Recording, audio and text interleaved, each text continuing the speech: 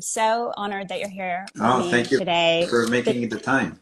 I love astrology, and it's, you don't know me that well. I've had a couple sessions with you over the last almost 6 years, and you probably don't even know this, but I was after my son passed away unexpectedly. He was 12. A friend, a very trusted friend, came over and she said that she thought an astrology reading might be able to help me. I knew nothing about life and death. I had no religion. I was not spiritual. I really didn't know what she was talking about. And she asked me to read some books. And then she gave me your name and a couple other names and said maybe they could help you the way they helped her after she had lost her mother and was lost and kind of searching for path and meaning and how could this happen. And I told her, I said, I don't really believe in astrology. I've never read an astrology forecast that worked for me. And she goes, no, I'm not talking about that kind of astrology. I'm talking about real astrology. It's like a science, Nikki, and it's an art, and it's highly intuitive. And I said, I was so desperate. I was like, okay, I'll try it. And so I had one reading and was shocked by how this woman, this astrologer compared my chart with my son's and what it said about us and our trajectory in this lifetime. And I thought after the reading, well, she was amazing. I felt so much lighter, like there was somewhat of a plan in place. And then I thought, well, if she got all that from the planets and stars, then in theory, another astrologer should be able to say the same thing. And I wanted to test it to see. So I randomly found another one who looked really good to me. And she said the same things, but obviously communicated in slightly different ways for her voice, and then added to it, almost like each one took me a little deeper and a little deeper. And then I thought, well, third time's the charm. And that's what led me to you. And then I went to you and you just went even deeper and more macro and more micro, almost like I was getting ready one by one by one. So by the end of the three readings, I was really blown away by how much astrology can say about us without dictating who we are. And so I guess my first question to you is, for all the people that think it's crazy, like I did, like, what is it? How is it different? How is what you do in astrology different than what we typically think of as an astrology forecast in a magazine or newspaper? I think the issue is that, astrology, the biggest issue astrology has right now is most of its astrologers, so because nowadays I think that a lot of people go to astrology without really backing it up with other forms of information. Sometimes people ask me, what astrology book are you reading now? And I'm saying the last answer was Budapest, the history of a city. Because while reading about the history of the Hungarian, because my book was translated to Hungary and I was supposed to go to Budapest, so I wanted to prepare in a sense and the way for me to prepare is to know the background of the people I'm going to interact with. Because according to the Dalai Lama, compassion is made, or understanding of people is made by understanding their background. And I didn't know that much about Hungary. And when I was reading it, I was struck by the life of what they call the greatest Hungarian. And I looked into him and I said, I can't believe how Saturn return, which is an aspect in astrology that happens to everybody between 27 to 30, between 56 to 60, takes place. It's a time of great changes, of transitions, of focus, of extra workload, feeling like you're deciding who you're going to be for 30 years.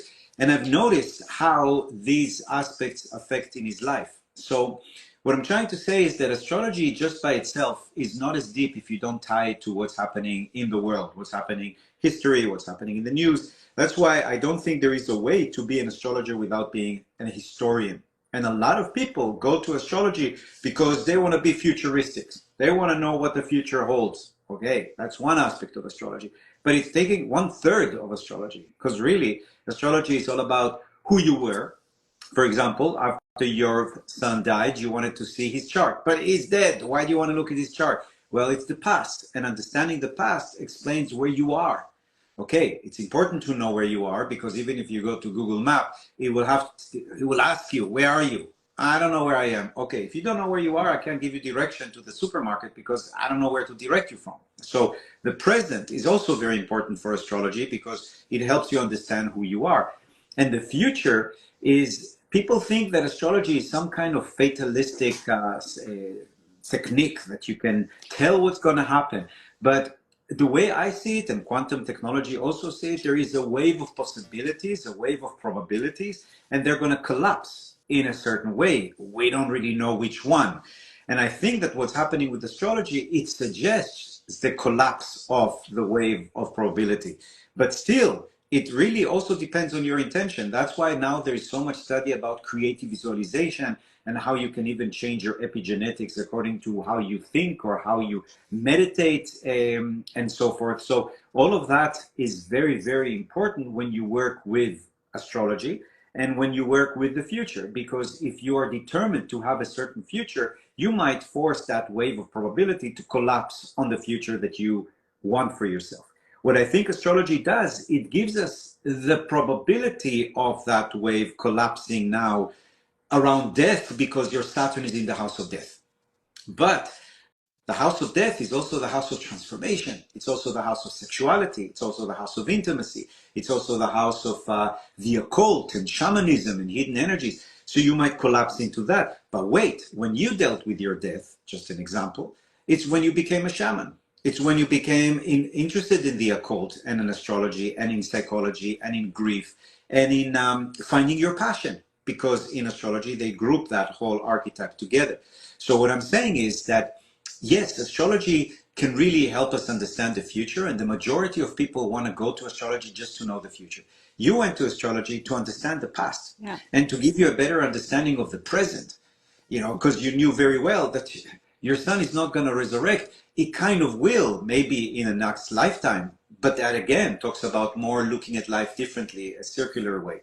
And I think that when you deal with astrology just to check to see what's going to happen to me this week, or what's going to happen to Aries and all that, that's taking the power out of astrology. There is a reason why Carl Jung, the great psychologist, and why Kepler and Newton and Galileo, very powerful thinkers, were interested in astrology, because it is a depth of philosophy, of psychology. Even Jung said that astrology has much more to teach psychology than psychology to astrology. And I think that a lot of people that were astrology in a past lifetime are born psychologists right now, because it's kind of the same.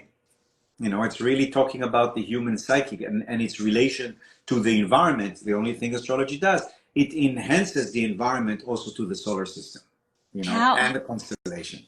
I mean, it was wild.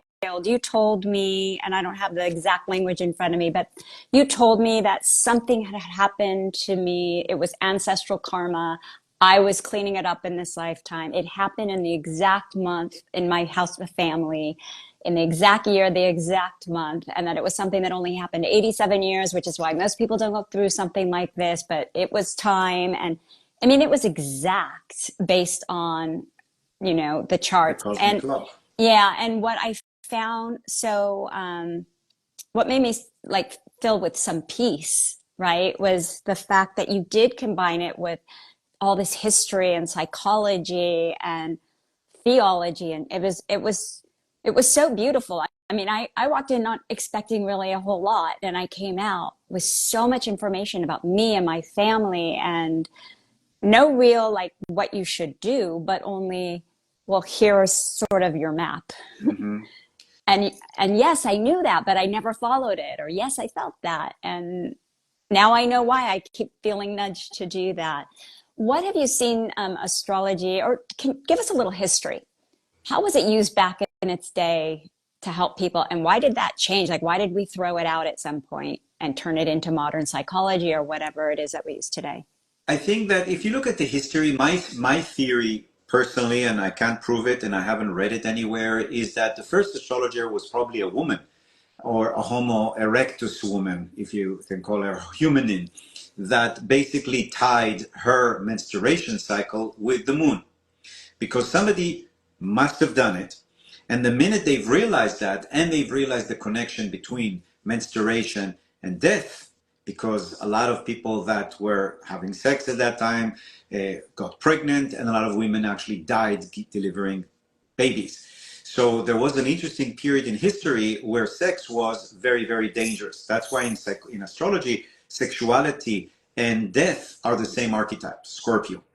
So what happened, I think, that there was a woman who could recognize the connection between menstruation and sexuality and pregnancy, because they don't always happen together. So the association should have taken time to recognize. I don't think that chimpanzees, for example, know that, and they're 6 million years away from us. So I think there was a moment, probably Homo erectus, that she managed to put it together and recognize that if I use the moon as a cosmic clock to know when to have sex, which is safe because I'm not going to get pregnant, and when not to, she probably survived. She probably told it to her friends, and the troop thrived, you know what I mean, compared to other places when women didn't make that connection and more of them died giving birth. So I think that astrology was devolved traditional or originally as a system to clock things, to time things, and to help us survive. The next stage was in Sumeria around 4,000 years ago, 5,000 years ago, where astrology was developed in order to understand the random and rather not consistent flow, the ebb and flow of the Tigris and Euphrates, the Mesopotamia, the land between the two rivers. There was constantly flooding in modern day Iraq, modern day Iran. So they had to come up with a system to understand the cycles, what seemed to be like random cycles of the rivers, and they succeeded. How do we know we succeeded? Well, the first cities were built in Sumeria. They are the people that gave us maps, charts, they gave us the chariot, they gave us writing, they gave us mathematics, they gave us time, they gave us astrology. So that also helped them survive because they managed to control the floods of the river and build the first civilizations on the planet. Then what happened is that it started spreading around, most likely because of Alexander the Great. When he conquered Babylon, he encountered astrology, when he brought it even to India, and then he brought it, of course, to the West. So then it was because the Greek got it, democratized in the sense that suddenly we're doing charts or horoscope. Horoscope is the Greek word for everybody instead of only the kings, and like they were in Babylon, So that's when people started getting charts. And when you do more charts for more people, it is able, like artificial intelligence, to get more data in order to fix this new technology called astrology. And then it started spreading around the world. More and more people used it. But then came the Age of Reason. And when the Age of Reason came, it wanted to take away everything that it perceived as superstition, including religion, including mysticism. So there was a big shift forward away from anything that has to do with the old world, especially because astrology also for many, many years looked at the Earth as the center of the solar system, the same way that everybody in the Judeo-Christian Muslim world thought. And then when Kepler came and Copernicus came, we're both astrologer, by the way, they've changed it to the sun being in the center. So even though astrologers definitely were in charge of making that change, because at that time there were no difference between astrologer and astronomer, they were the same people. But around 400 years ago, 300 years ago, the Age of Reason started splitting to people that were astrologers and did look at the skies and connected to the Earth, to those who just looked at the sky as inanimate objects orbiting around and trying to understand the physics of it.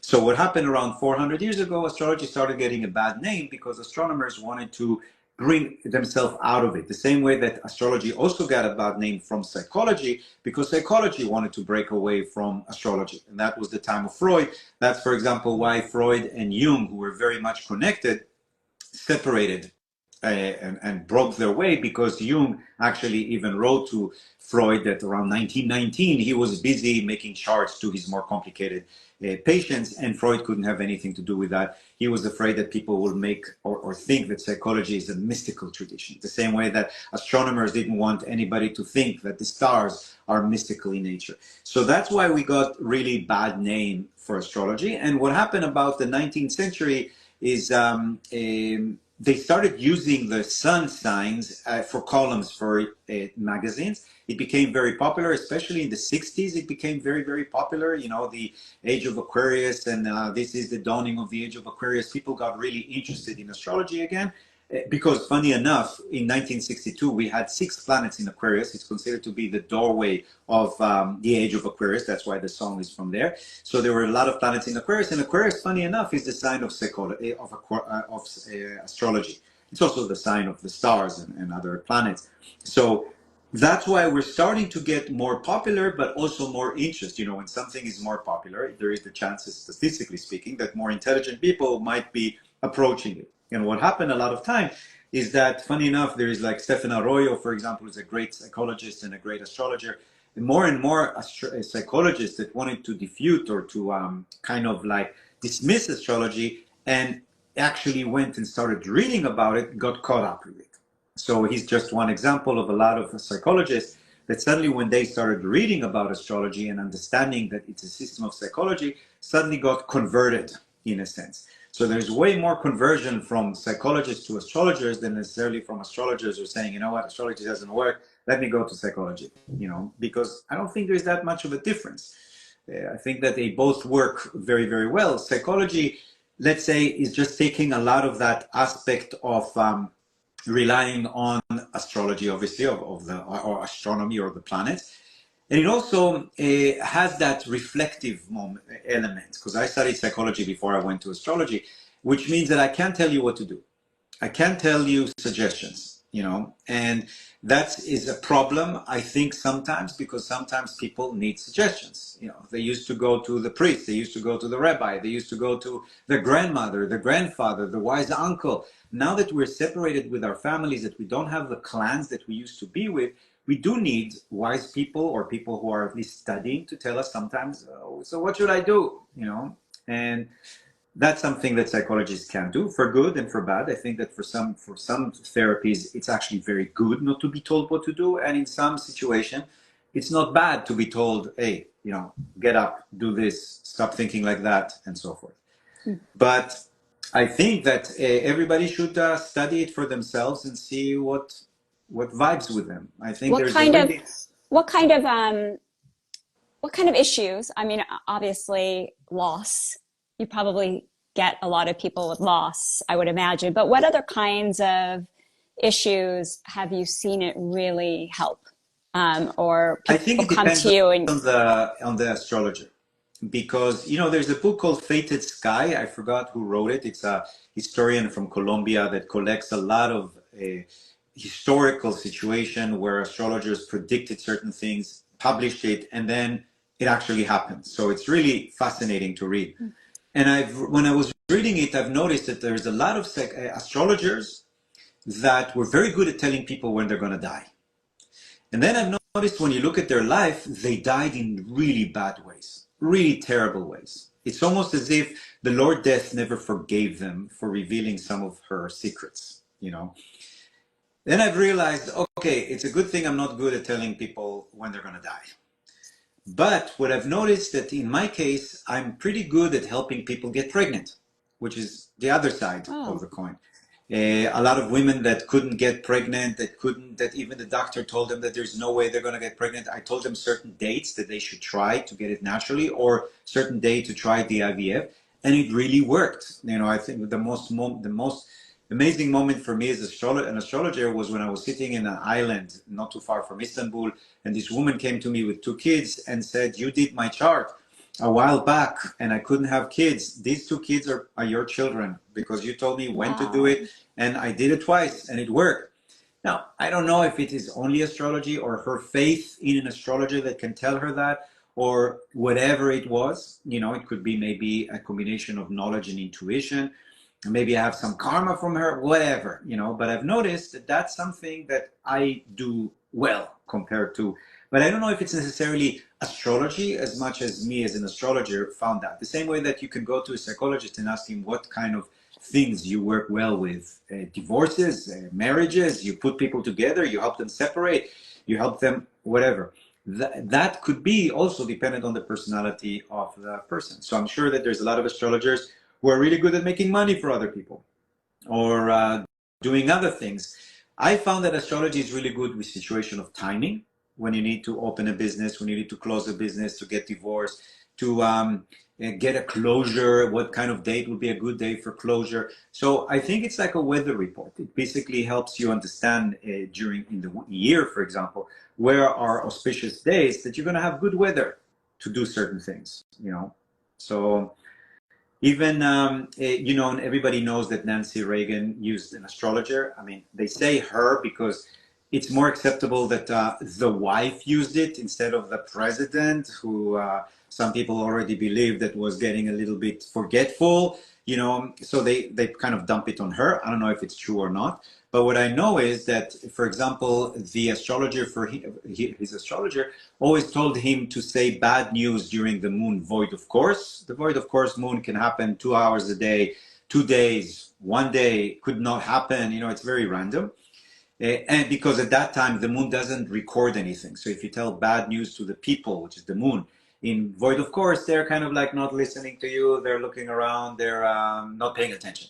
So you want to do a meeting with somebody new, do it when the moon is in course.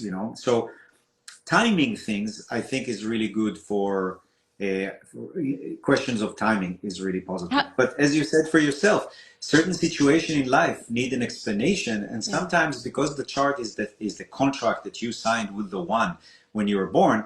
Astrologer is like a lawyer. He's looking into the contract to see why did you sign that. Well, you don't remember signing that your son is going to die on you at the age of 12. I never signed that. Yeah, you did. You signed on it because your son can't live without you agreeing to it before he was born. He cannot live at the age of 12 without, it's without agreeing first, because he's going to create so much karma and so much action and reaction. So it's like a contract, and astrologers are like lawyers. Yeah, and the crazy thing about it is when I compared my chart to my son's chart, how they were so synchronistic on the days that he left. Mm-hmm. And it made me really reflect upon how he lived his life and how he lived like he was only going to be here for 12 years. Like a lot of us have a lot of time. And this was a kid that lived like, I've got to do a lot. I've only got 12 years. And when you look at that chart and you start to really see the ways his life was meant to travel and grow, it's really fascinating. I know that for me, someone who wasn't religious, wasn't spiritual, didn't have a lot of history background, like I have learned so much through astrology. And I'm not someone that looks at it every day. I do it maybe like once a year at this point, or when I feel like it's interesting, or I think it's really fun too. But what do you love about it? Like, why did you get into it in the first place? How did that happen? I studied psychology, and then when I was in Mexico, it came to me, and really came to me very bluntly. So I knew that I have to study it, and I studied it for 2 years in Spanish, even though I didn't speak Spanish. So that's a different story. And I think that what I like about astrology is the magical aspect of it. Because when I was, I think, 12 or 13, I remember somebody asked me, "What do you want to do when you grow up?" And I said, "I wanted to be a wizard. I wanted to be Wow. Gandalf. That's what I wanted." I know it's a very high ambition, but if you sincerely ask me, I don't want to be a policeman. I don't want to be rich. I don't want to be any of those things. I wanted to be Gandalf. So I think that astrology allowed me the most amount of experience of magic that I can in this mortal coil. You know what I mean? In this life where magic is usually synchronicities, coincidences, magical coincidences. And I've noticed that in astrology, there are quite a lot of them, you know. And also, I studied psychology. I thought I would be a psychologist. Life turned me towards astrology, and I'm very grateful about it. It gives me more freedom. It gives me an ability to travel much more. And it gives me also the ability to decide what I want to teach, what kind of classes. Now I started, because I encountered this amazing friend of mine that does family constellations, and we're starting to put it together with astrology, like how you can enact your chart. If you could speak to your Mars, if you can speak to your Venus, if somebody could represent your Saturn, your greatest fears. So I'm constantly seeing how astrology can evolve and grow, and become more. Even the more I read about quantum mechanics and quantum technology, it fits much more into the grand scheme of things with astrology. So I think that it's just a fascinating subject that constantly grows. And again, if you love history, I know I'm thinking about already my 2025 book that I need to write. The biggest thing next year is Saturn on top of the North Node. I'm already starting to kind of look historically at what happened last time Saturn and the North Node came together, to see historically what happened and to try to find a pattern, in that. So for somebody who does love history, it's always Did fascinating, you your know. chart, does your chart show that you were meant to be a wizard? I have the moon and on top of Neptune in the house of magic and transformation. It's also the house of darkness. So, yeah, if you even look at the life of Gandalf, now that I'm compared, it wasn't an easy life. You know, he didn't really have a great time in his life. So I think that the archetype of wizardry doesn't have that much glory in it. You know, people remember Merlin, but he ended up being a tree. You know, Arthur, they remember much more. People remember King David, but they don't know that much about the life of Samuel that anointed him and was the wizard. Do you know what I mean? So there's always that, and everybody calls it the Hobbit. Nobody calls it Gandalf, you know? Yeah. So it's not like the wizard's job is not to be the hero. Usually it's somebody that was a hero in a past lifetime or when he was really young. Gandalf was 300 lifetimes old. So probably when he was younger, he was a fighter, a warrior. And then later on, he realized that you cannot resolve things with the sword, you Yeah. know? So that's, So, okay, you said Saturn returns yeah. when? Saturn returns 27 to 30, 56 to 60. Actually, my next class is going to be on March 20th. It's a webinar about these patterns, about the 7-year-old pattern, the 14-year-old, the 19-year-old, the 21-year-old, the 26 to 20, 27 to 30, the 42, 41, 40 craziness, the 56 to 60, then the 72. We're going to go over a whole lifetime and see the major transits or junctions. But what's the Saturn returns means what?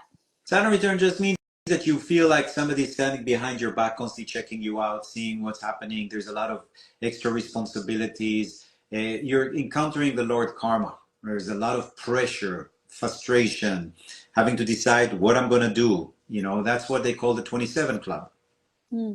Interesting.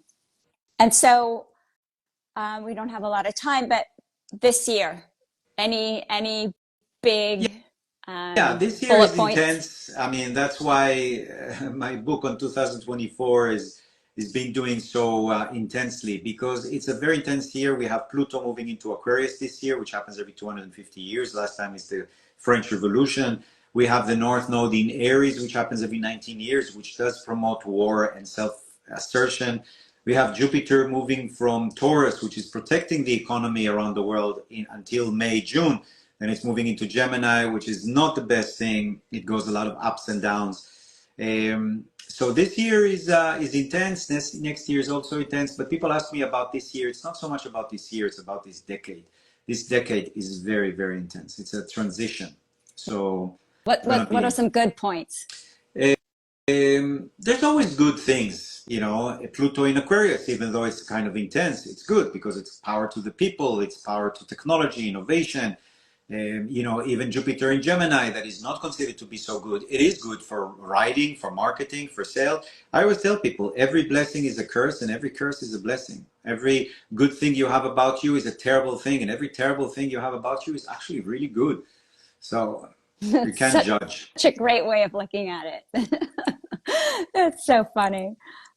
Somebody asked a question, and then we'll end this. But I don't even understand the question. But I'll ask you. Maybe you do. What's the difference between sidereal astrology and a tropical one? Does that make any Sidereal and sense to you? tropical. Oh, Basically, it's either you adhere to the astrology that is actually, for example, if you look up in the sky right now on the 20th of March, which is the first day of Aries and the astrological new year, you'll see that the sun is not behind Aries, but it actually is behind Pisces Aquarius because it was behind Aries when the Babylonians and the Sumerians worked, you know, 2000 until zero approximately. But because the Earth is tilted and it's wobbling around itself, there is what we call the ages, the age of Aquarius. What is the age of Aquarius? The age of Aquarius means that right now the sun in the 20th of March is not behind Aries, but behind Aquarius. Before that, it was 2,000 years behind Pisces. Before that, it was 2,000 years behind Aries. So the idea behind one type of astrology is that it wants to say whatever is up in the sky is what we see in the chart. Therefore, if you're born, I don't know, your signs are going to be changing. So if you're born the 20th of March, for example, you would be called Pisces or an Aquarius and not an Aries. The idea behind keeping it the way it is right now, which is what I look into, which is Western astrology, we can't say to somebody born on the 20th of March that he's Aquarius, even though the constellation now is Aquarius, because Aries is all about the spring, springing into action. Aquarius is all about being fixed in the ice. So either you listen to whatever is happening up there in the skies or to the idea behind the seasons, because astrology is very much based on seasons. A good example would be, for example, in the Muslim tradition, the Ramadan is celebrated according to the moon only, and it keeps moving around the year. That's why now it's going to be in March. A few years ago, it was in the summer. In the traditions in Christianity, for example, we always celebrate Easter in the same season, Christmas in the same season. Judaism is kind of on and off because all of the holidays are according to the moon, but they have a leap year to bring the holidays back to the season they're supposed to. Otherwise, Passover, that is a celebration of spring, will suddenly appear in the middle of the winter. It doesn't make sense. So the same thing with astrology. We constantly focus on the 20th of March being Aries instead of Aquarius, which is what's happening now. That's why what we say the difference between the two systems is one is adhering to the constellation, the other one is to the signs. But that's a little bit more detailed. Somebody else also asked what happens during a full moon that so many religions follow so much. No, the religions follow the moon, not the full moon. So we have, for example, the Chinese New Year starts on the new moon. The Tibetan New Year starts on the new moon. The Jewish New Year starts on the new moon. The full moon will be Passover. The full moon will be, right now we have a full moon coming up on Saturday. So they listen to the moon because we talked about it. That was the first cosmic clock. Yeah. So that's why there's always astrology first, and then religion comes and dress the astrological phenomenon with a story that is based on the culture. So I love this discussion so much because so many people think astrology is just what we talked about at the beginning, the sun, the forecasts and magazines. And yet you meet someone like you, I meet someone like you, and I'm like, oh my God, he's a wealth of knowledge. And you are a wizard. And it's so interesting for regular people going through their regular day, you know, to meet someone like you and have this perspective on history, past, present, and apply it to future. I just think I think it's so fascinating. I feel really blessed and grateful to have met you. Your books are incredibly interesting and entertaining. So if anyone's really interested in this or curious about it, your books are available on Amazon, right? Mm-hmm. And on your website, Cosmic Navigator. And you're always having really interesting workshops. You travel all around the world. I mean, clearly there's a lot of crazy people because we all find you. Well, thanks a lot for giving me this morning, and good luck to everybody. Yeah, thank you. And I'll be in touch soon. I really appreciate it. Thanks a lot. Have a great day. Happy full moon. Happy full moon. Bye.